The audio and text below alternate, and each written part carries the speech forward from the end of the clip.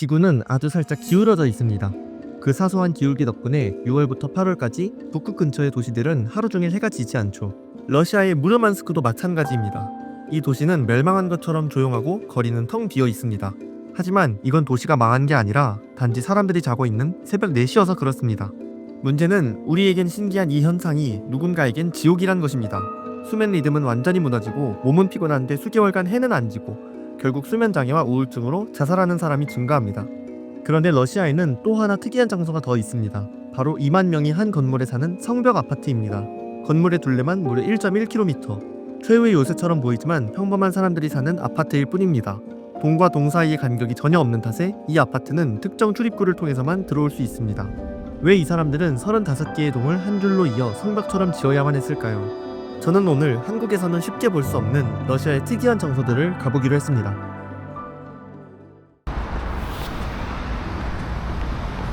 오늘도 날씨가 좋네요. 이거는 벨라루스 민스크에 있는 지하철 입구입니다. 지하철 입구인데 뭐 커다란 안내판이 있다거나 눈에 잘 띄지가 않네요. 그냥 뭔가 하나 일부이듯이 자연스럽게 이렇게 지하로 들어가게 돼 있어요. 오케이. 돈을 냈더니 어떤 토큰 같은 걸 줬습니다. 이렇게 넣는 건가 봐요. 근데 방금 여기 짐 검사 당했어요. 지하철에서. 제가 좀 수상하게 생겼나 봐요. 지하철은 되게 오래된 느낌입니다. 요즘 지하철 같은 느낌이 안 들어요. 지하철이 1984년에 지어졌대요. 노선은 3개밖에 없고 운임료는 거리랑 상관없이 다 1루블이라고 합니다. 지하철도 되게 낮고 옛스러워요. 되게 뭔가 북한 안 가봤지만 북한의 지하철 같이 생겼네요. 그렇게 생겼어요. 되게 작습니다. 그래도 실내 치고는 꽤 밝네요. 근데 여기도 사회주의 영향이랑 전쟁에 대비하기 위해서 여기저기 시설들을 이것저것 설치를 해놨다고 하더라고요. 모든 역에 폭발 방지문이랑 환기통이 설치되어 있다고 합니다. 그게 예전에 소련 때 인구 100만 이상의 도시에 의무적으로 설치하게 법을 만들어 놔가지고 지금까지 이어져 오는 거라고 하네요. 여기는 스크린 도어가 없는데 1호선이라서 2호선도 없고, 근데 3호선부터는 스크린 도어가 있다고 합니다. 그래서 여기보다는 훨씬 안전할 것 같아요. 그리고 시간도 잘 준수하는 편이라고 합니다. 바람도 많이 불고 되게 시끄러워요. 지하철이 좀 소박하고 시끄럽긴 한데 그래도 5분마다 아니 3, 4분마다 한 대씩 와가지고 배차 간격이 짧아서 그건 좋긴 해요.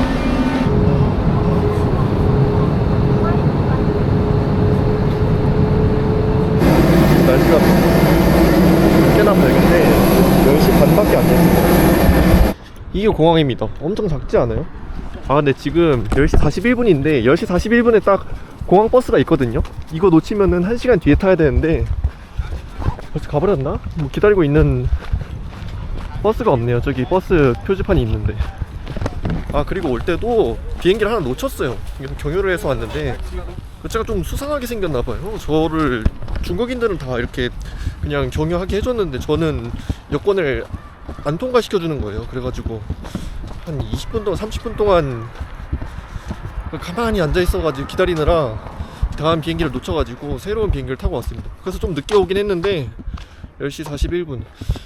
근데 오늘 날씨가 흐려서 그렇지 원래는 되게 밝다고 합니다.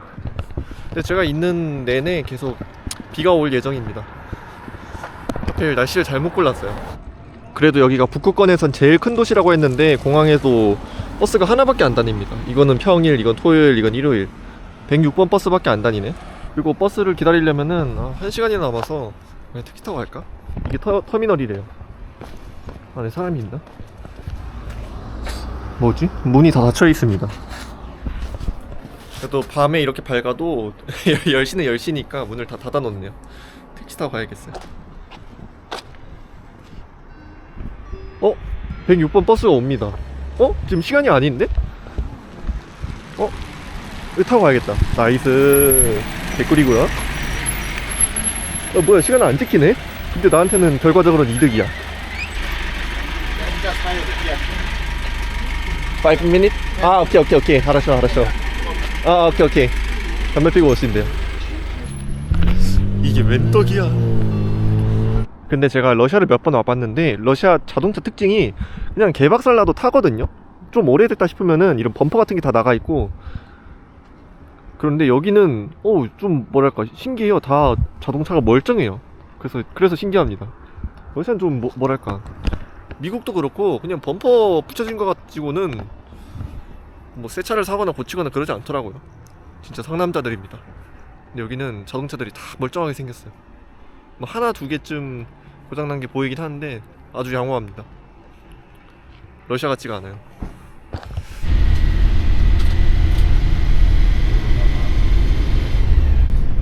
옛날 구소련 감성의 아파트들. 지금은 밤 11시 반이고 이제 막 내렸습니다. 여기가 제일 큰 버스 정류장인데 뭐 버스도 잘 없고 규모가 그렇게 크지 않네요. 인구 30만이나 돼서 뭔가 좀 클 줄 알았는데 요것도 무르만스크 중앙역입니다. 기차역이에요. 색깔이 좀 인상 깊네. 아, 오늘 날씨만 맑았어도 훨씬 밝았을 텐데 그게 좀 아쉬워요. 근데 내일부터는 비까지 온다고 하니까. 얘는 뭘까요? 대형 풍선이라기에는 너무 빵빵하고 금속이라고 하기에는 이거 저런 얇은 줄로 못 띄울 것 같고. 아, 풍선이네. 저기 뭔가 모터가 돌아가고 있어요. 저길로 공기를 집어 넣는 건가 봐요. 검색을 해보니까 북극 바다 생태계 보호와 환경의 중요성을 알리기 위해서 설치가 됐대요. 북극에도 고래가 사나? 여기가 제가 3일 동안 머무를 호스텔입니다.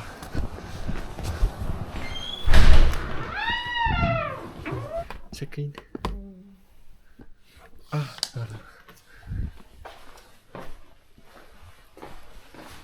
4층이라고 합니다.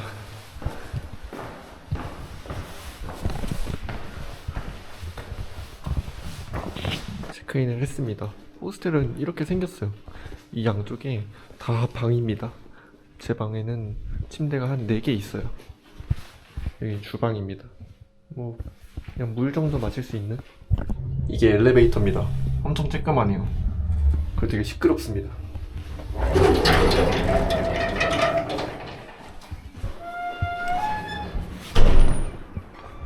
밖에 나왔습니다. 지금 새벽 1시 반이에요.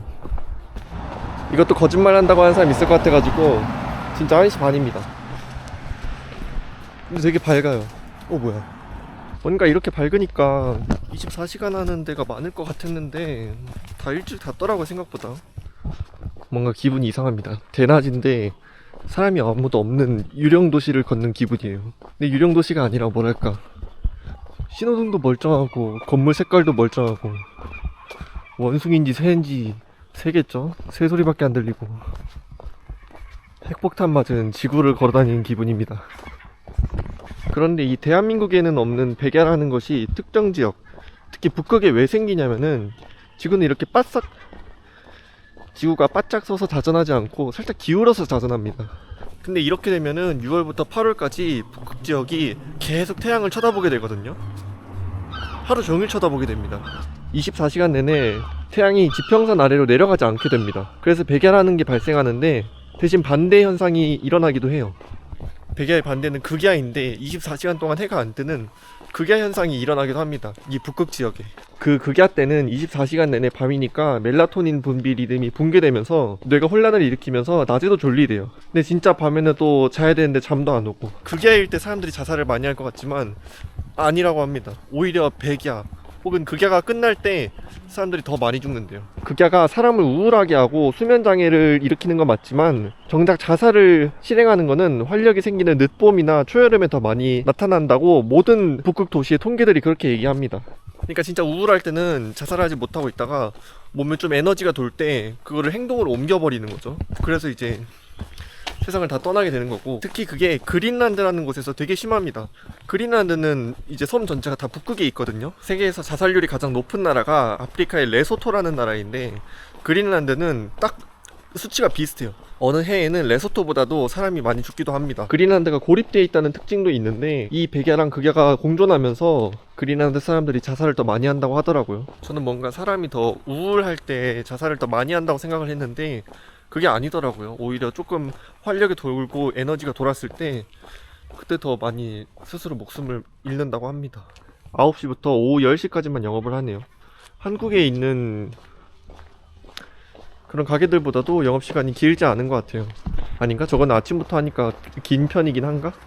여튼 뭐 문 연 데가 없습니다. 한국에는 24시간 편의점이나 프랜차이즈점이 있는데 여기 그런 게 없어요. 맥도날드도 한 3군데 있었는데 다 망해서 나갔더라고요. 문 연 데가 하나도 없습니다. 여기는 식물을 파는 데 같은데 여기도 7시까지밖에 안 하죠. 대체로 다 영업시간이 짧은 것 같아요. 아, 사람들도 안 지나다니고 가게 문도 다 닫으니까 어딜 가야 될지 모르겠어요. 너무 심심한데? 이 대낮 같아서 좋긴 한데 어딜 들어갈 수가 없으니 뭘 여행을 하는지 뭘 하는지 모르겠어요. 이 샤오르마를 파는 가게도 10시까지밖에 안 하네요. 아, 출출한데 뭐 먹을 거 없나? 마트도 11시까지밖에 안 한다고 적혀 있는데 안에 불은 켜놨네요. 왜 켜놓은지 모르겠지만. 아니, 이런 거는 왜 틀어놓는 거지? 사람도 아무도 안 지나다니는데? 추우니까 입이 얼었어요. 진짜 핵폭탄 맞은 도시에 나 혼자 있는 기분입니다. 아니, 이 밝은 날에 아무도 안 돌아다니니까 이상해요. 사람 찾아 산만리. 사람은 없고 새소리밖에 안 들리네. 다 어디로 간 거야? 쟤네 때문에 더 기이해요, 도시가. 도시 저렇게 울고 있어. 뭔가 햄버거 집 같은데. 여긴 사람이 있거든요? 들어가 봐야겠다. 운영을 안 해요. 사람은 있는데 7시에 문 여는 건데 벌써부터 준비를 한다고? 그러네, 햄버거 집이네. 이 빅맥이 망해서 들어온 가게 같아요. 빅맥 같이 생기지 않았어요? 아니, 사람이 있는데? 내가 모르는 어디 입구가 있나? 아닌데, 저 사람들은 어떻게 저기서 먹고 있는 거지? 제 추측이긴 한데 퇴근 이후에 회식을 하는 것 같습니다. 딱 하나, 술집 하나 열었네요. 근데 이것도 영업시간이 5분밖에 안 남았네. 운 좋게 24시간 마트를 하나 찾았습니다. 여기서 하나 골라서 호스텔 가져가서 먹어야겠어요. 호스텔로 돌아왔습니다. 러시아는 어떤 라면을 사도 이렇게 포크를 넣어주더라고요. 이건 좋은 것 같아요. 새벽 3시에 먹는 라면이 제일 맛있어요.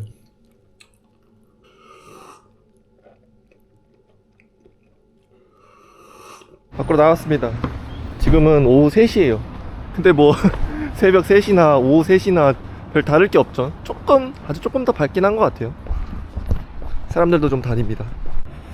어떤 항구에 왔는데 이 배 안에 들어가려고 왔습니다. 티켓을 사야 되는 것 같은데 어디서 파는지 모르겠어요.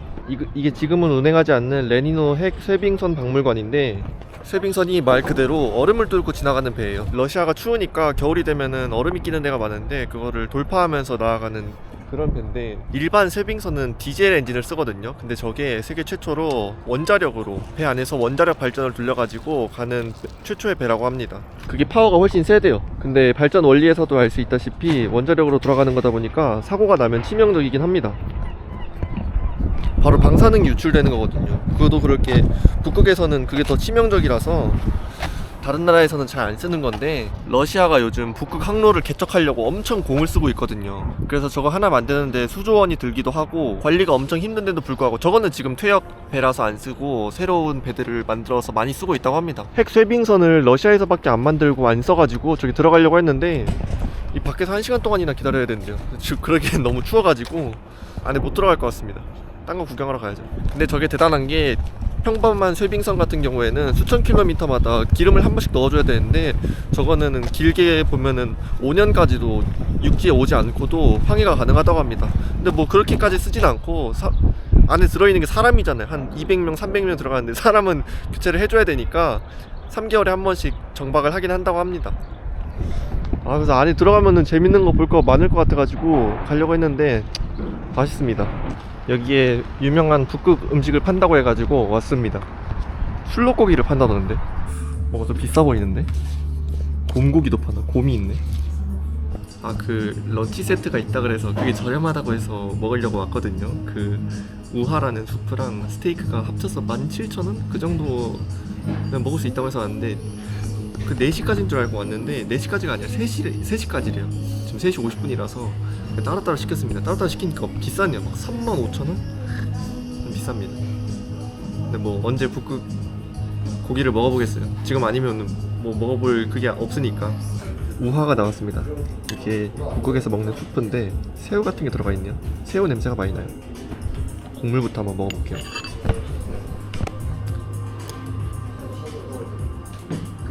새우 맛이 엄청 많이 나는데.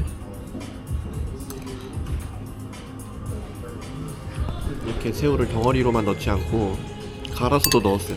이 건더기 사이사이에 국물에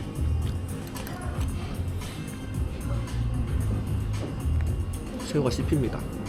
그 막 우럭 맑은탕 같은 거 있잖아요. 근데 이거는 새우랑 버터로 만든 맑은탕 같아요. 밥 먹고 싶다. 말아먹기엔 좀 짜고 밥이랑 따로따로 먹고 싶어요. 조개 관자 같은 것도 들어간 것 같아요. 맛있다. 이 풀떼기는 무슨 맛인지 모르겠어요. 처음 먹어보는 풀인데 미역 같기도 하고, 식감은 미역인데 해외에서 미역 잘 안 먹는다고 들었거든요.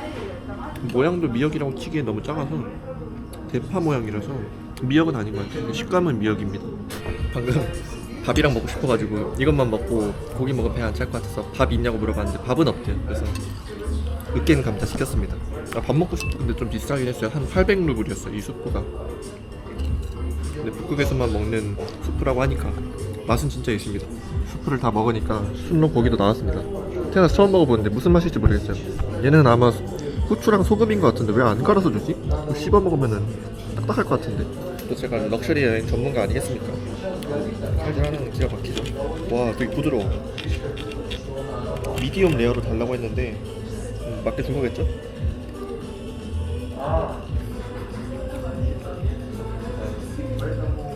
질감은 소고기랑 아예 똑같은데 냄새가 달라요. 향이. 그러니까 충분히 양념으로, 저같이 분한 사람은 양념으로 소고기인지 술록고기인지 구별을 못하게 할 수도 있을 만큼 뭐 냄새 차이는 크진 않습니다. 피가 줄줄 흘러요. 이거를 소금에다 찍어 먹으면. 근데 소고기랑 뭐가 다른지 모르겠어요. 근데 맛있다. 밥 대시 시킨 으깬 감자.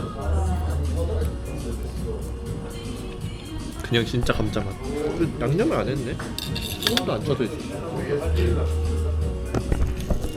이거 나 먹어라. 비싼 밥 잘 먹었습니다. 2,600루블이네. 이런. 여기 무르만스크에는 최근에 지은 아파트들보다 옛날에 소련 때 지은 아파트들이 많습니다. 대체로 이렇게 기다랗게 지었는데 이런 거를 페널카라고 불러요. 1960년대부터 80년대 사이에 대체로 지어진 공공주택인데 저런 식으로 공장에서 찍어내듯이 아파트를 만들어내는 게 특징이라고 합니다. 그리고 여기가 북극이라서 추우니까 외부 면적을 최소화해가지고 저렇게 따닥따닥 붙여서 짓는 것도 있대요. 이게 건물 외벽의 면적이 줄어들수록 단열 효과가 좋고 냉기를 막는데 유리한 건 알겠는데 이걸 좀 도를 넘게 지은 아파트가 있대요. 이 길이가 1km가 넘는 아파트가 있다고 해서 지금 그걸 보러 가고 있습니다. 그 정도면은 아파트가 아니라 거의 성벽인데 여기서 한 30분 더 걸어가야 돼요. 이 아파트만 넘어가면은 그 1.5km짜리 길이의 아파트가 나옵니다. 근데 여기는 이건 안 쓰는 자동차라서 그런지 뭐 안에 저 엔진 아니에요? 저런 것들을 왜 안에다 뒀지? 뭐 이런 부품이 담긴 오래된 자동차도 있고 또 번호판을 보면 그렇게 오래돼 보이진 않은데 이거 유리창 상태도 그렇고 미스테리하네. 여기 있는 엔진을 떼다가 안에다 집어 넣은 거죠? 왜 그랬을까요? 바로 옆에 있는 이 자동차는 창문이 없어가지고 이 비닐봉지로 막아놨네요. 이런 아파트의 명성에 걸맞게 늑대들도 있습니다. 네. 여기입니다. 여기 가운데가 사람들의 공공 커뮤니티고 이 커뮤니티를 딱 둘러싸고 있는 이 모든 게 다 한 줄로 이어져 있습니다. 여기서 끝이 아니라 이런 똑같은 한 줄이 저기 또 있어요. 근데 제가 생각했던 것처럼 막 아파트가 일직선으로 이어져 있진 않고 이렇게 곡선으로 이어져 있습니다. 이런 러시아에서 가장 긴 아파트를 왜 북극에 지었냐면은 이거 1970년대 지었거든요. 근데 그때 이제 무르만스크로 이주를 사람들이 많이 합니다. 소련 시대 때인데 20만 명 정도가 이주를 하면서 그 많은 사람들을 살게 할 공간이 필요했어요. 그래서 이 가운데다가 학교, 쇼핑몰, 유치원, 병원 그런 것들을 다 모아놓고 이렇게 기다란 아파트를 지었다고 합니다. 그래야 건축 효율이 높아지니까. 두 번째로는 아까 다른 아파트들처럼 이렇게 해야 이 추운 북극에서 단열 효율이 높아진다고 해서 이렇게 지었다고 합니다. 이 아파트에는 출입문만 35개라고 합니다. 그리고 여기로 출입문으로 가면은 쇼핑몰도 커다란 게 하나 있대요. 여기가 아까 그 아파트입니다. 이게 쇼핑몰이랑 이어져 있을 줄 알았는데 뭐 그런 건 아니네요. 뭐 그냥 평범한 쇼핑몰입니다. 버거킹 있고 햄버거 있고 옷 팔고. 하나 신기한 거는 여기는 즉석 화덕에서 빵을 구워줍니다. 어떤 공원에 왔는데 여기 놀이동산이 있네요. 근데 아무도 사람이 없습니다. 저기도 마찬가지고 사람이 없는데 한 명 있구나. 한 명을 위한 놀이동산이네. 제가 여기 온 이유는 러시아에서 두 번째로 큰 동상이 있다고 해서 왔습니다.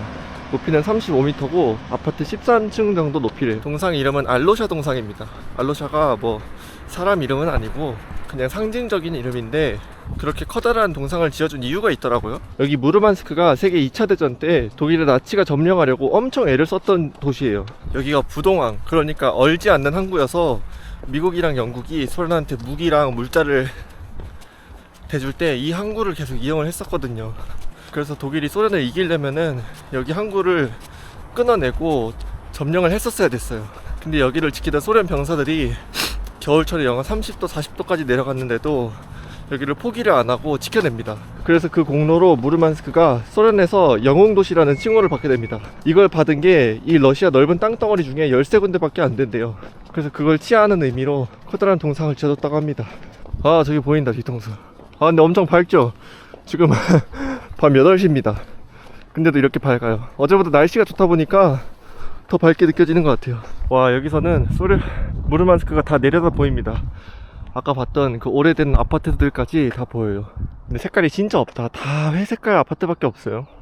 아파트가 죄다 회색이죠. 아파트 외벽을 색칠하지 않고 저렇게 회색으로 그냥 둔 이유는 1950년대 소련 시절에 아파트를 지을 때 빨리, 싸게, 많이 이렇게 가성비만 따졌기 때문에 뭐 벽을 별로 칠할 생각이 없었다고 합니다. 그리고 무르만스크는 북극에 있어가지고 영상이랑 영하를 엄청 자주 왔다 갔다 해요. 특히 겨울에 바다 바로 옆에 있으니까 그 일교차가 엄청 심한데, 그러다 보면은 저 도색이 잘 벗겨진대요. 그래서 시간이 지나 여유가 되는 지금에도 뭐 딱히 칠할 마음이 없대요.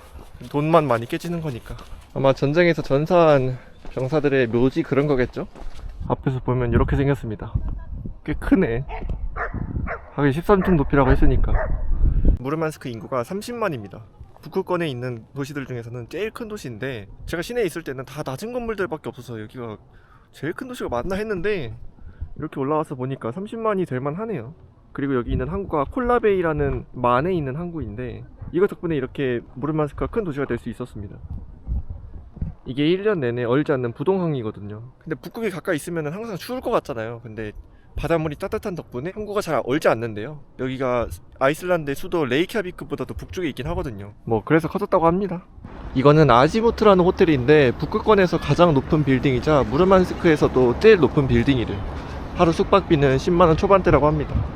먹을 거 마트에서 사가지고 숙소에서 먹어야겠어요.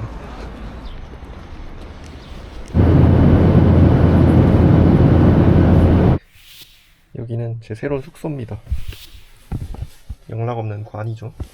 근데 이 이불을 제끼면은 닭 털들이 이렇게 많습니다. 어쩌면 닭장일 수도 있어요. 뭐지? 어디서 나온 거지? 베개에서 나온 건가? 모든 러시아 숙소가 이런 건 아니고 보풀복으로 이런 게 걸릴 때가 한 번씩 있어요. 근데 이미 3일치를 계산을 했기 때문에 뭐 어쩔 수 없습니다. 청소를 안 하나 봐요. 근데 상트페테르부르크 중심에는 이런 집이 많습니다. 이 복도만 봐도 오래돼 보이죠? 이게 소련 시절 주택난을 해결하기 위해 한 건물에다가 사람들을 다 모아놓은 구조입니다. 소련이 공산주의 국가였잖아요. 그래서 귀족들의 저택을 국가가 강제로 몰수해가지고 노동자들하고 농민들한테 나눠줍니다. 한 가족당 이 집안에 있는 방 하나씩을 줘요. 대신 욕실이랑 주방은 여러 가구가 공동으로 사용하는 거죠. 근데 공산주의 소련이 망한 지도 수십 년이 지났지만 아직 어쩔 수 없이 그렇게 살고 있는 도시 노동자들이 이 상트페테르부르크에만 8만 5천 명이 있대요. 건물이 너무 낡고 오래돼서 바퀴벌레랑 빈대가 엄청 많이 나온다고 합니다. 제 호스텔이 7층에 있는데 뭐 엘리베이터 같은 거 없어요. 그냥 계속 계단으로 오르내리를 합니다. 당연히 외벽도 이렇게 오래됐고 밖에서 보면은 하나의 건물 같은데 다 아까 안에서 봤다시피 한 층에 3, 4세대밖에 없습니다. 그런 게 이렇게 쫙 이어져 있는 거예요. 아니 실제로 이어지진 않았습니다. 넘어갈 수는 없어요. 이렇게 생겼습니다. 오늘은 한 아파트 안에 이렇게 쫙 건물이 이어져 있어가지고 2만 명이 살고 있는 그런 아파트에 가려고 합니다. 유럽에서는 가장 인구 밀도가 높은 아파트래요. 세계에서 가장 높은 건 모르겠고 세계에서 가장 높은 건 중국에 있다고 들었는데, 상트페테르부르크는 이렇게 생겼습니다. 옛날에 러시아의 수도였어서 그런지 옛 건물이 보존이 되게 잘 되어 있고 이쁘게 남아있어요. 이거 나중에 밤에 보면 더 멋있습니다. 뭔가 여기는 러시아라기보다는 프랑스 같아요. 건물들도 너무 예쁘고 예술가 같은 사람들도 많이 보여요. 표를 하나 사면은 90분 동안 환승을 할 수 있습니다. 그리고 여기 지하철역이 진짜로 깊어요. 이게 지하철역이고 이 빨간 벽이 우리나라로 치면 스크린도어 같은 겁니다. 그리고 이 검은색 문이 열리자마자 바로 지하철이 있어요. 지은 지 70년이 넘게 돼가지고 이렇게 투박하게 만들었나봐요. 그리고 문 열리는 소리도 엄청 투박합니다. 쾅쾅 하고 열려요. 약간 지옥의 문 같죠? 북한의 지하철도 이런 식으로 쾅쾅 하고 열린다고 제가 영상에서 봤던 것 같은데 투박하게 열립니다. 바로 지하철이에요. 근데 왜 이렇게 두꺼운 벽으로 막아놨는지 모르겠어요. 그게 더 건설 비용이 많이 들 것 같은데 내부는 나름 신식이네. 이 벽을 왜 이렇게 두껍게 지었나 찾아봤는데 핵 전쟁이나 공습 시를 대비해서, 그러니까 전쟁을 대비하기 위해서 저런 식으로 두껍게 지어놨다고 합니다. 여기서 또 갈아타야 돼요. 여기서 나오자마자부터도 옛날 소련식 건물들이 많이 보이네요. 이것도 일자로 쫙 표율을 위해서 지었고, 저것도 그렇게 지었고, 얘도 그렇게 지었고. 뭐야, 전동 스쿠터 공장이야? 왜 이렇게 많아? 뭔가 중국 같은데? 러시아는 전동 스쿠터에도 번호판이 있네요. 저기 저 갈색 아파트입니다. 갈색 아파트를 동그랗게 성벽처럼 말고 있어요. 안에 들어가면 이해가 될 텐데, 이 근처에 오니까 뭔가 상점도 많아지고 사람도 좀 많아지기 시작했어요. 하긴 저기에만 18,000명이 산다고 했으니까 작은 읍이나 작은 시 정도인 거죠. 아니다, 작은 읍이 아니라 큰 읍이겠구나. 끝이 안 보입니다. 최소 하나 아파트 10층 높이 되지 않을까 싶은데, 아파트 입구 번호가 11번입니다. 그러면은 이 아파트에 들어가는 출입구가 최소 11개는 있다는 거죠. 이렇게 감싸고 있는 게 아니라 저렇게 크게 감싸고 있는 거예요. 이 아파트의 외벽만 해도 길이를 합치면 990m라고 합니다. 그것도 높이가 낮지도 않아요. 거의 한 25층 정도 된대요. 25층짜리 아파트가 35개 동이 이렇게 한 바퀴를 쭉 둘러싸고 있는 거예요. 저렇게 쬐끄만한 구멍 말고는 아파트가 뚫린 데가 없습니다. 아파트가 진짜로 동그랗게 이어져 있는 거예요. 옛날 소련 때는 사람들의 생활을 고려하지 않고 가성비 위주로 집을 지었습니다. 무르만스크에서 봤던 아파트들처럼요. 그래서 얘도 소련 때 지은 오래된 아파트인가 했는데 찾아보니까 10년밖에 안 되더라고요. 그래서 왜 이렇게 사람을 빽빽하게 살게끔 지었나 했더니만 상트페테르부르크가 2000년대 후반 때 인구가 엄청나게 빨리 증가했다고 합니다. 그래서 그 도시의 인구들을 받아낼 신도시들을 만들었어야 했는데, 그거를 여기 상트페테르부르크 외곽인 쿠드르브 지역에 지었대요. 근데 그때 법의 한도 내에서 용적률을 최대한 활용하는 방안이 아파트를 이렇게 짓는 거여서 이런 기괴한 아파트가 생겼다고 합니다. 근데 이 아파트에 사는 사람이 워낙 많다 보니까 하나의 작은 도시처럼 작동을 한대요. 여기 입주민이 18,000명인데 제가 3달 전에 갔던 나우루라는 나라가 인구가 12,000명, 우리나라 경상북도 영양군이 한 15,000명, 그리고 청송군이 한 22,000명 정도 된대요. 여기는 그 쬐끄만한 시들을 한 아파트에 모았다고 생각하면 됩니다. 이게 슈퍼마켓인데 이 아파트 안에만 하더라도 슈퍼마켓이 7개, 카페가 3개, 뭐 우체국이랑 유치원 그런 게 다 들어있대요. 여기 주민분한테 물어봤는데 올라가도 된다고 해가지고 비밀번호를 쳐주셔가지고 지금 엘리베이터 타고 꼭대기층에 가고 있습니다. 여기는 입구 들어갈 때 비밀번호가 필요하더라고요. 하긴 뭐 우리나라 아파트도 마찬가지긴 하죠. 여기는 24층까지 있네요. 꼭대기층으로 올라왔습니다. 너무 무서운데? 저 고소공포증 있나봐요. 무서워. 씨. 막 떨어질 것 같아요. 이 끝에서부터 저 끝에서까지 다 한 바퀴로 도는 겁니다, 아파트가. 이런 구조를 사이클로드형 또는 오벌형이라고 하는데, 이렇게 지으면 저 밑에 1, 2층처럼 햇빛이 안 들어오는 데가 있습니다. 그럼 겨울에 훨씬 더 춥겠죠? 그리고 이게 주변이 다 막혀 있다 보니까 환기도 안 된대요. 근데 이 아파트의 장점으로는 상트페테르부르크 시내보다 방이 훨씬 저렴하다고 합니다. 뭐 인프라가 풍부하다고도 할 수 없는데 아까 봤다시피 뭐 마트 같은 것도 있고 유치원도 있으니까 최소한 작은 도시처럼은 작동을 한대요. 근데 이 아파트 개발사 말로는 왜 이렇게 지었냐고 하니까, 여기 바로 옆에 큰 도로가 있거든요. 그 큰 도로로부터 자동차 소음도 막고 안에 이런 중정을 만들어서 사람들이 편하게 생활할 수 있게끔 그 목적으로 지었다고 하는데, 뭐 누가 봐도 최대한 빽빽하게 사람을 많이 넣기 위해서 이렇게 지은 것 같죠? 저기 자세히 보면 누가 춤추고 있어요. 보일지 모르겠는데 어떤 여자가 춤추고 있네. 그 우리나라 법은 잘 모르겠는데 러시아의 건축 규정, 위생 규정 그런 걸 찾아보니까 1년에 2시간 정도만 직사광선이 방 안에 들어오면은 된다, 그렇게 법이 되어 있다고 하더라고요. 그래서 뭐 저런 1, 2층에 평소에 해가 안 들어오는 거는 딱히 문제가 되지 않는다고 합니다. 방이 2개 있는 집 기준으로는 매매가가 750만 루블, 우리나라 돈으로 1억 3천 정도 하고 월세는 한 19,000 루블 정도 한대요. 그런데 진짜 너무 무서워요. 나는 겁이 좀 없는 줄 알았는데 이 난간 근처에 가지 못하겠어. 너무 뻥 뚫려 있으니까. 이게 뻥 뚫려 있어서 더 무서운 것 같아요. 놀이기구 타는 거 같네. 여기 아파트가 24층인데 왜 1800으로 시작하는지 모르겠어요. 다 1800으로 시작하고 뒤에 39인 걸 보니까 한 층에 최소한 세대수가 39개는 된다는 거겠죠. 다시 내려가 보겠습니다. 이거 무섭다. 여기 24층 제대로 왔는데 이 중간에 뭐가 없는 걸까요? 옛날에 필리핀에서 봤던 물 자판기네요. 여기다 두고 카드를 찍으면은 그 금액만큼 물이 나오나봐요. 아까까지만 해도 엄청 밝았는데 또 비가 옵니다. 숙소로 일단 돌아가야겠어요. 우산이 없어가지고. 공항에 왔습니다. 러시아는 전쟁 때문에 지금 비행편이 다 끊겨 있거든요. 유럽에서 출발해서 러시아로 오는 비행기가 하나도 없는데 어쩌다 벨라루스에 간 김에, 벨라루스가 또 러시아의 우방국이잖아요. 벨라루스 간 김에 어쩌다가 러시아로 오게 됐는데 전 전쟁 때문에 여기 잘 안 오게 될 줄 알았는데 2년 사이에 벌써 3번이나 오게 됐네요. 처음에 세계여행 시작했을 때랑 야쿠츠크 갔을 때랑 그리고 이번에. 그래서 뭐 딱히 신기한 게 없어가지고 그냥 카메라 안 들고 다니면서 털레털레 걸어 다녔는데 그리고 먹고 쉰 게 거의 전부인 것 같아요. 이제는 이번 여행에서 딱 한 장소만 남았습니다.